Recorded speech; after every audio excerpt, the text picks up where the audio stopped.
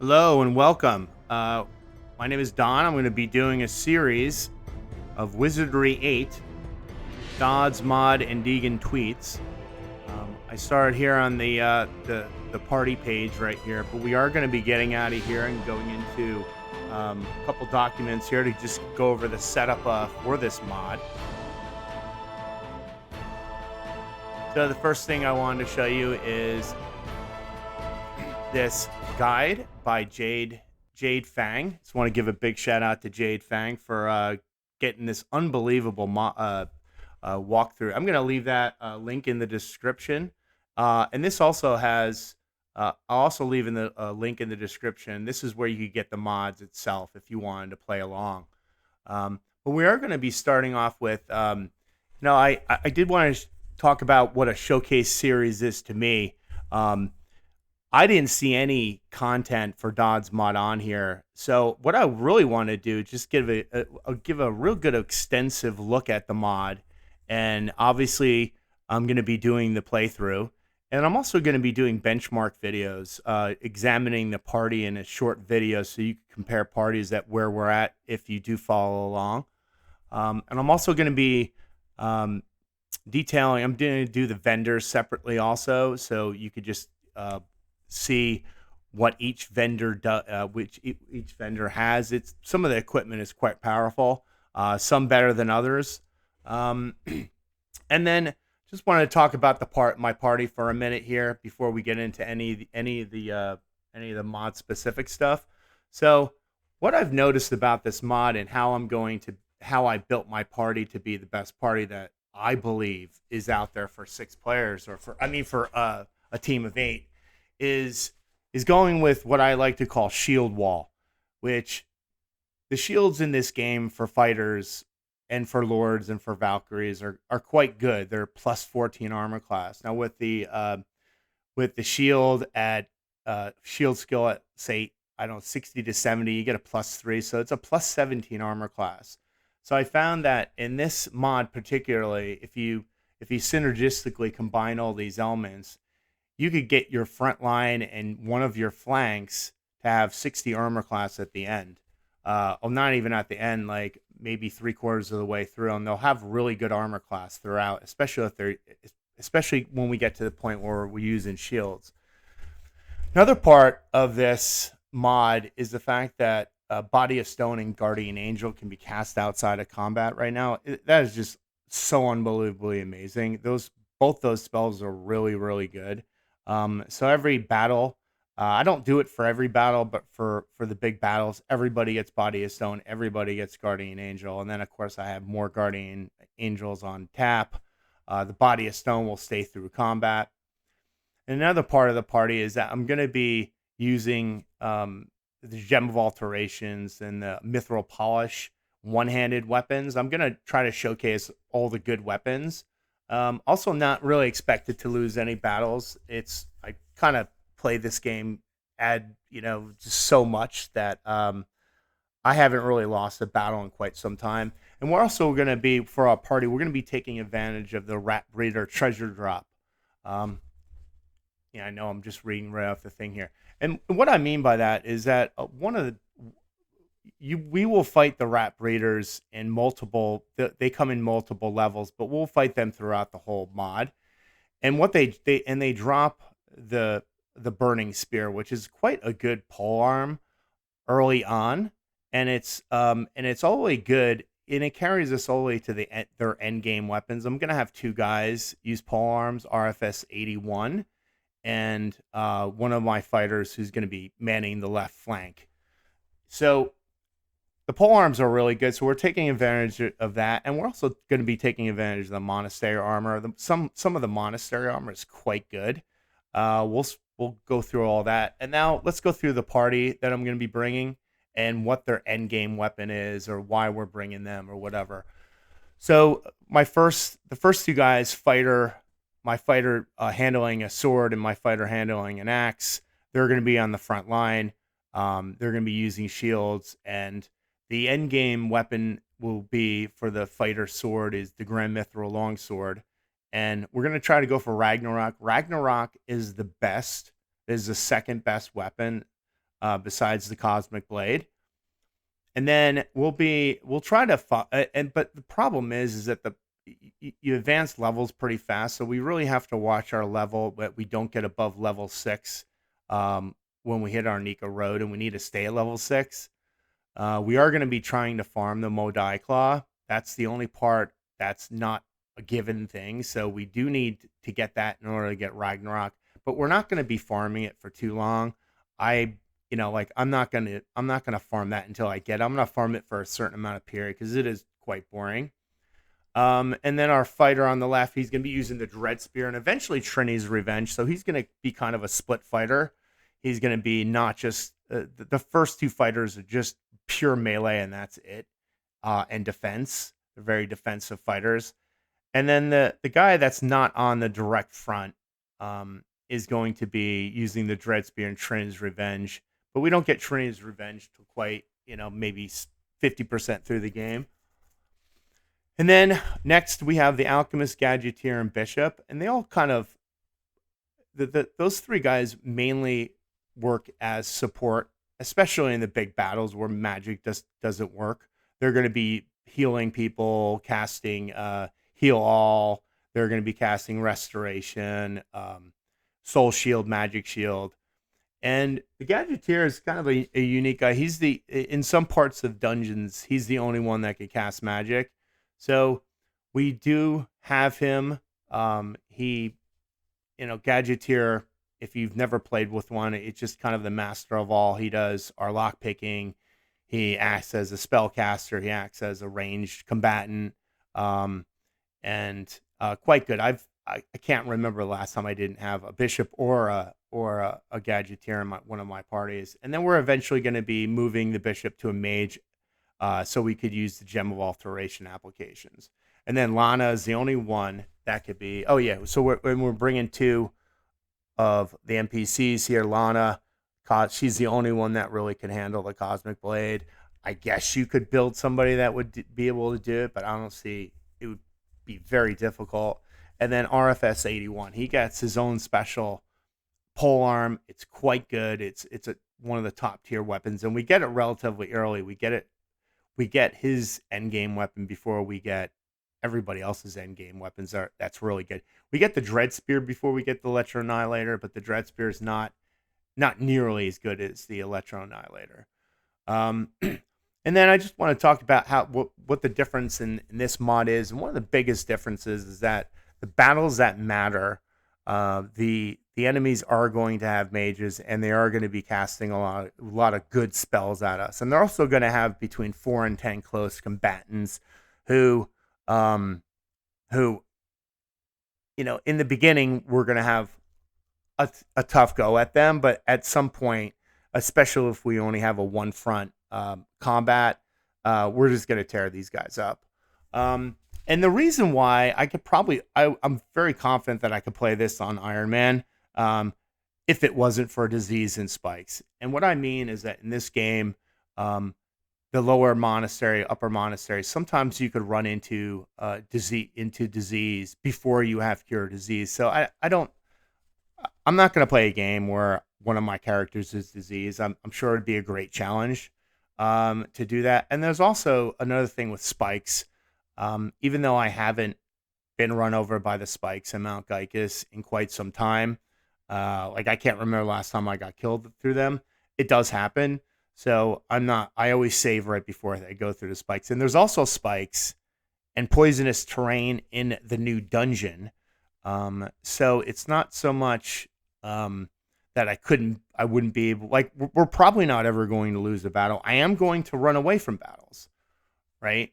So one of the battles I do, especially kind of depends on the defensive spells that I have. Like before we get Purify Air, if we get hit with a level 5 acid bomb, it's going to kill us. So we usually run away from battles like that and just try to heal up as we go.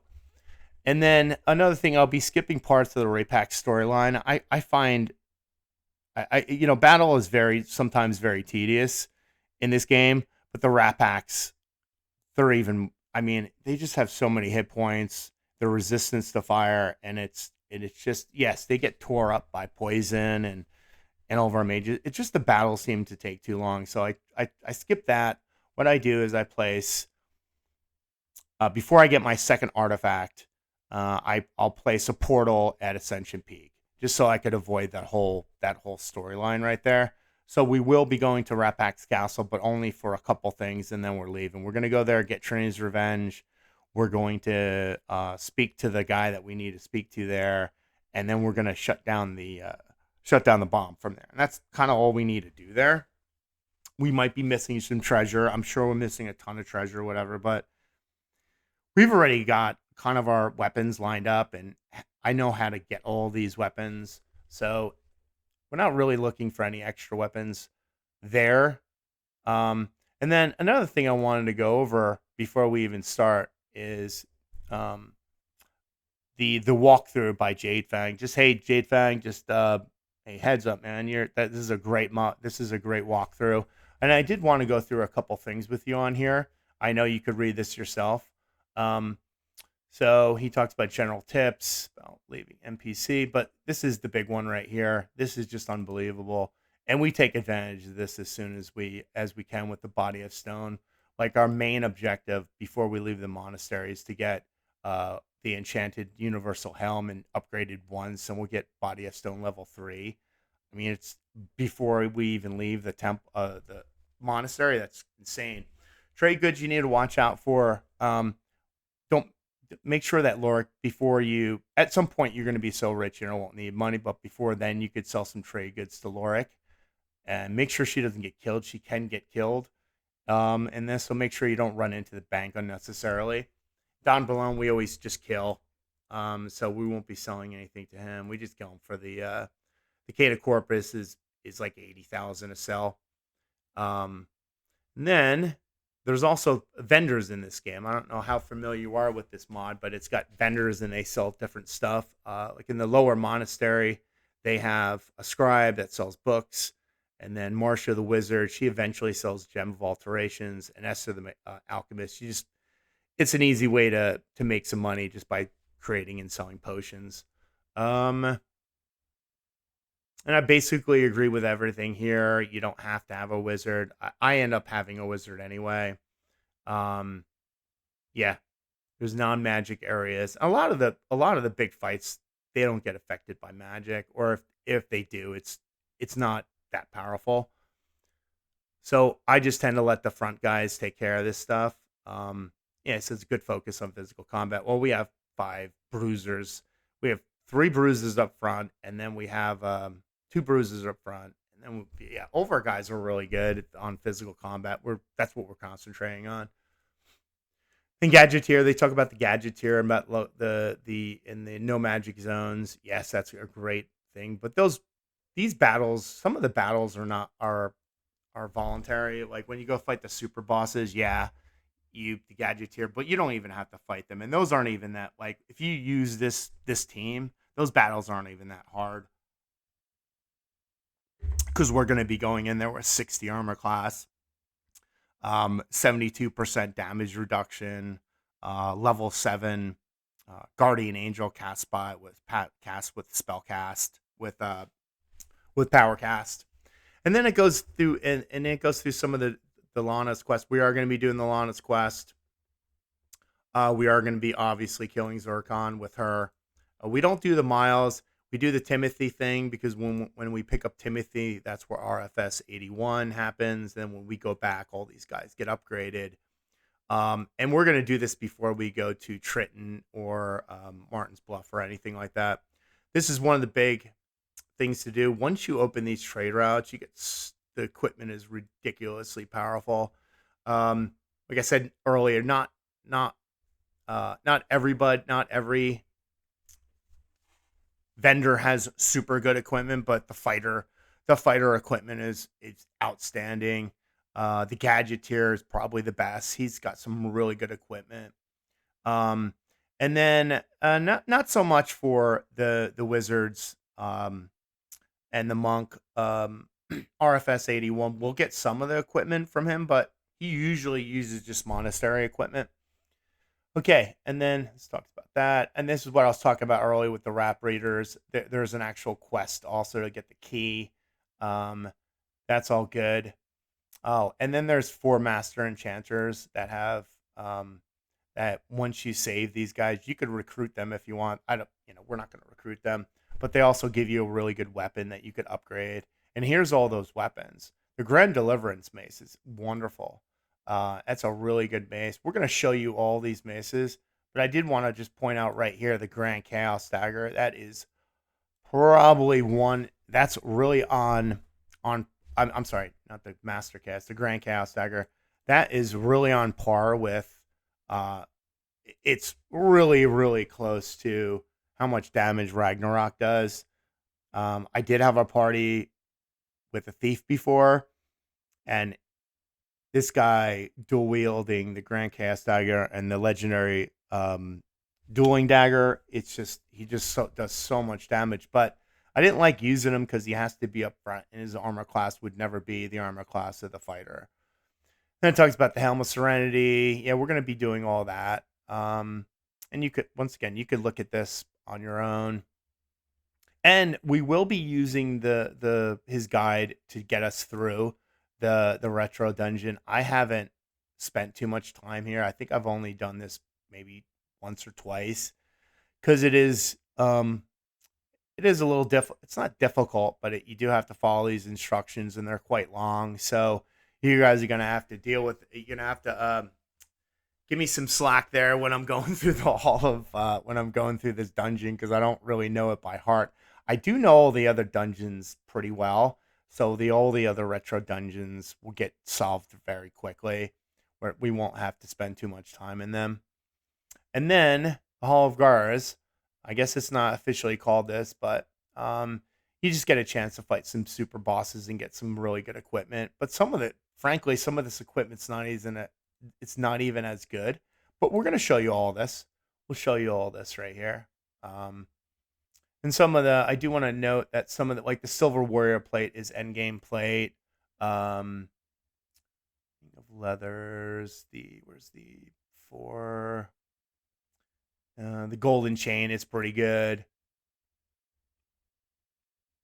The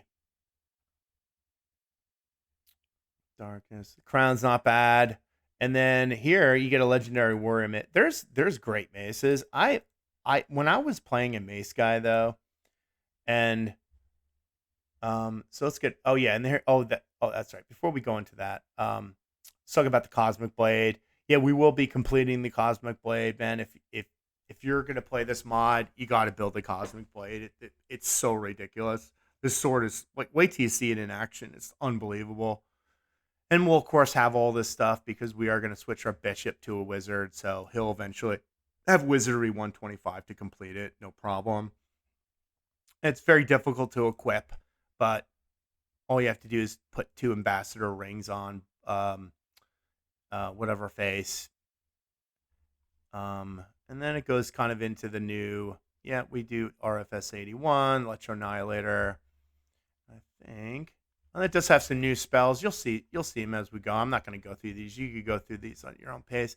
And then I do want to talk about item crafting here. So they do have at the upper monastery, you could do either weapons or you could do armor. I found that the weapons aren't. I guess these are okay, right? But the armor is quite good. Some of this armor's end game. Like I use the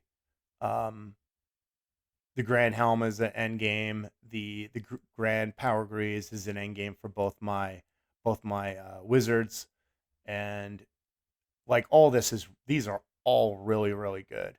And then Marcia, the wizard lady, she's got another Return of Portal and a Blessed Orb, which is completely broken. The Blessed Orb it just recharges your magic 200 points at a time. It's just unbelievable. And then look at that stuff. But I did want to go over there's some upgrades to the gadgets now too. And upgrades to bullets. And then you could write your own books if you wanted to. But one of the things you also, there's Mithril Thread. I've only found this once. This is very rare. I've only found it once. So, and here's the polish. The polish, we're going to be getting a lot of polish. and then converting that and combining these with the alchemy skill. This is why we have an alchemist, right? They can make all this great weapon, all these great weapons and armor and stuff. And just to note here, the mithril longsword we use, the yeah, we would even use the mithril plate, mithril halberd. All those are pretty good. And then mithril battle axe, mithril helm is pretty good. Yeah, if we want mirror armor. I don't particularly like the mirror armor, but if you wanted to have it, you could. And here comes the Gem of Alteration. This doesn't happen until very late in the game. I think you could find gems before you switch Marcia to Grandmaster, but I've only found them on rare occasions. I know there's one. I think there's one in the undiscovered cave part of Mount Gycus. I think there's one down there, and I've gotten one in the monastery off that one. I'll tell you, there's basically places, but the mithril polish is a lot more. You could get that a lot better, and then Gem of Alterations. We're probably not going to find these. We're probably just going to buy all of these, and we could get it from Marcia after you sit for 3 days, 24 hours. You get a new one at a certain point. And then at a certain point, we could start upgrading all these cool weapons, right? The wild bow, if we had a ranger, is quite good. It turns into the savage bow. It's quite nasty. And then all the things that you upgraded with the polish can now be upgraded even further. And you could get Excalibur if you want. Diamond Dancer at P, I guess, would be good for your bard. Or maybe the Singing Fly, I'm not sure, but all these are pretty good. And what we're really looking at right down here is the Antimanium plate. That's like end game. That's an end game. Armor plate. Ragnarok. There's Ragnarok. We have to make Beast Slayer, and we combine it with a gem to get Ragnarok. I don't think I've ever built the Ghost Armor or the Shifting Cloak. I can't remember if I built the Cape of Stealth. I built the Obsidian Staff before. It's not that good. I don't know who finds these, the Light Shield and Light Sword. I have never found them. I have been playing Wizardry, man, since 1981. Never found the Light Sword, the Light Shield.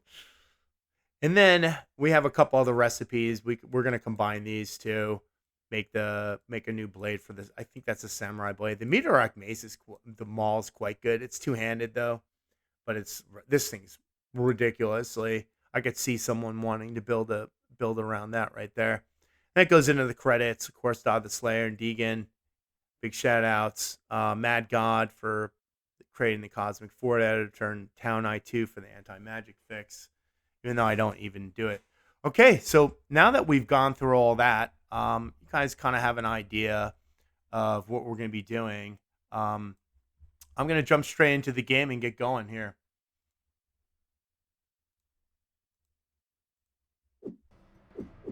All right, so let's go straight into our party. So we have, let's go and just review all of our characters. This is the fighter that is going to be using sword. As you can tell, we have the sword at 13, and so we're going to be putting points into shield, sword, and close combat. We don't even care about range combat. These guys will have bows and stuff, but they're not going to have them for long. As soon as we get our shield, we're not going to have ranged weapons anymore because we don't ever want to drop the shield. And then she is a hobbit. I really like hobbits because the only low aspect of the hobbit is the piety, and we have strength at 67, dexterity at 67. That's pretty good. That's turn 11. They'll be getting those. And by around that time, we should be converting some of our initial skills should be there, so we could put points into power strike, right? Either sword or maybe close combat might not be finished, but sword will probably be done. Shield might be done. Maybe not shield, probably just sword. And then we'll finish up shield and close combat, and we'll start working on reflection. And then similarly, the Ragnar with the axe is the same exact character. He's just going to be hopefully wielding Ragnarok at the end. That'd be absolutely amazing. And then we have Soldier, who is eventually going to be using the Dread Spear. So we put points in a pole arm, and we put points in throwing in a close combat. So this is the character that's going to kind of be split. He's not going to be putting points in his shield for a very long time. He's going to be putting his points into throwing and pole arm and close combat. And then once we get up to level 11 or level 12, whatever it is, and we start finishing, then we'll start working on range combat, and then we get a buff from our pendants from the vendors, and they have some really good pendants that we could use that help our range combat. And then let's get down to the support guys. We have our Alchemist with Acid Splash and Heal Wounds, and then he also has Cherry Bomb, and then here's our Gadgeteer. And I've been I've been back and forth with who I like for Gadgeteer, and I've kind of just moved to the human. I just like the idea that he's not going to have any bad stats. Like, he doesn't need... I used to really push senses really hard for him. He doesn't really need...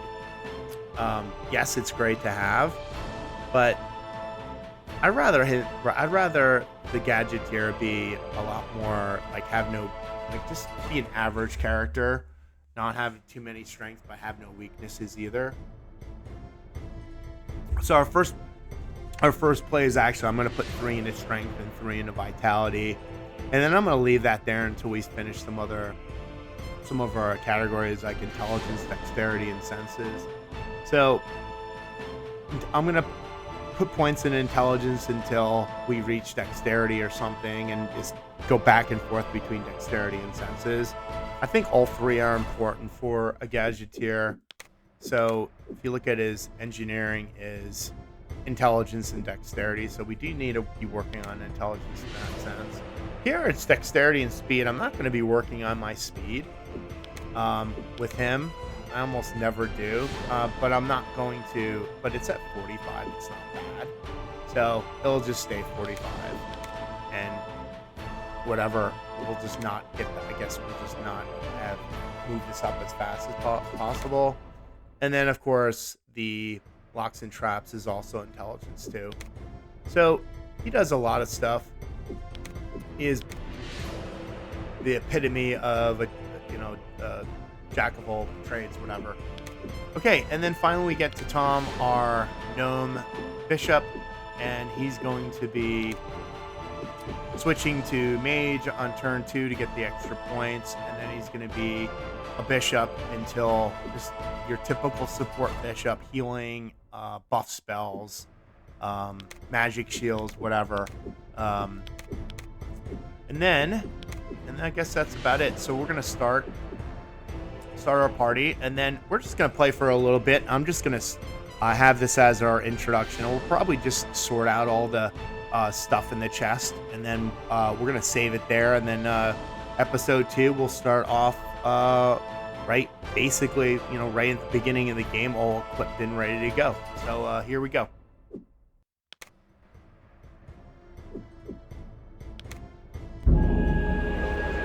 Grimpak the Mook hired you as an escort for a long voyage. He didn't say a word about where he was going or how long it would take. You were astonished to... Go right ahead. And there, if you saw, you can go back, it did say the God is there. Mod right there. So we're actually going to get formation first. Beatrix and Ragnar up front. You bellow. Here. You bellow. Bishop goes back there. Yes. Goes over here, and then over here. For now, I want to move the... I kind of go like in a different formation, but I think Taken care of.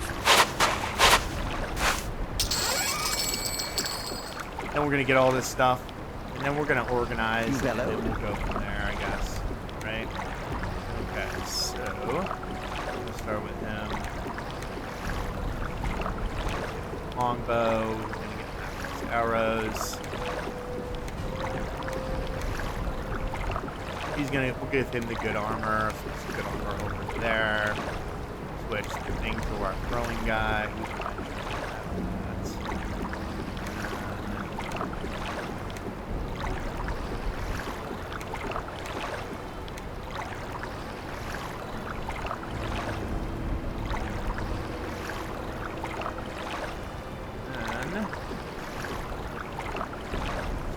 Now we're also going to start, I like to save the stuff that we need for future, like I'm going to start saving this stuff for the retro dungeons. So we have the short staff, we just have to grab a dagger somewhere. And we'll just have him parry this for the time being. Here's a spear for our spear guy, thank you. We would have had to restart the game in this case. And then him here. And during the upcoming fight, like I know the formation of this right now, but the upcoming fight against the crab,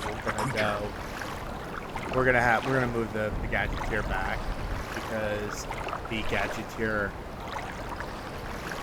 doesn't take its blows as good as these guys do. All right, leggings over here. Hat for this guy. There's another hat. Armors, boots.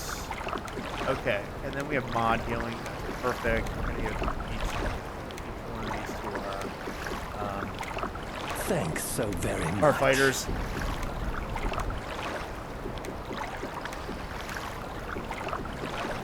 And split this up between all of our other guys.